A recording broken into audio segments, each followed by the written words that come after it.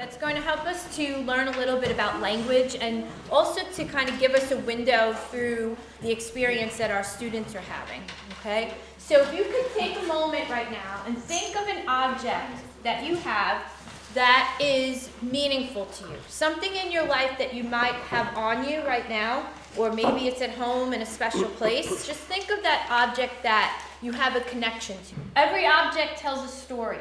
So I'm going to ask you to think about the story of the object that you are visualizing right now, right? Who gave you this object? How long have you had it? Why is it important? And for the next 5 minutes, we're going to suspend reality, and there will be no English spoken in this room for 5 minutes. You're going to tell the story of your object to your partner, and you could use any mode of communication. No English for 5 minutes.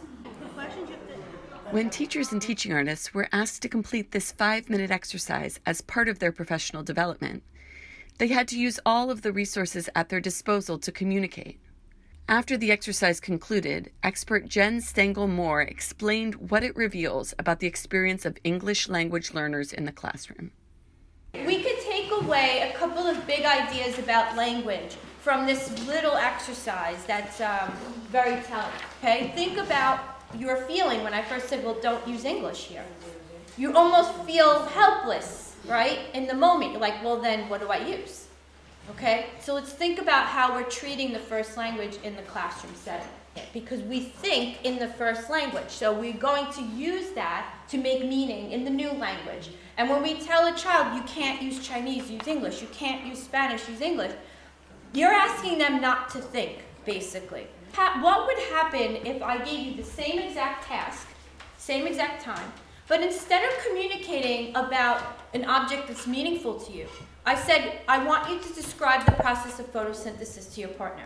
You can't use English. How would the dynamic of the exercise have changed? Well, now you need academic language. Okay, so now you first have to understand the concept, okay, right? So first I have to understand the concept, and then I have to think about, wow, how do I convey the academic side of it or the language of it without using English, right? So thinking about the difference between the social and the academic language aspect, and how do we support one and the other in the classroom, right? Affective filter is mentioned this morning.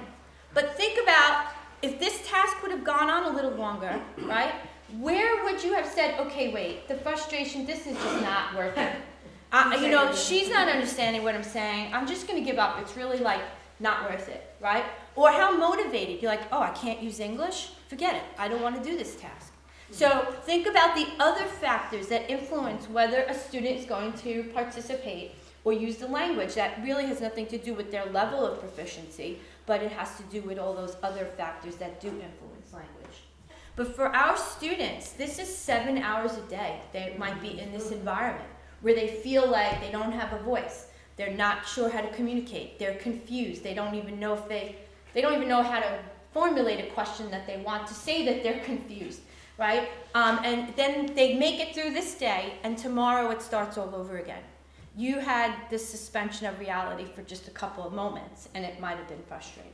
You may have gotten the gist of your partner's story, but somewhere along the way, you might have missed the details because of the lack of specificity that you used in your mode of communication. You can't just get to that point, right? So think about how complex language is in that way.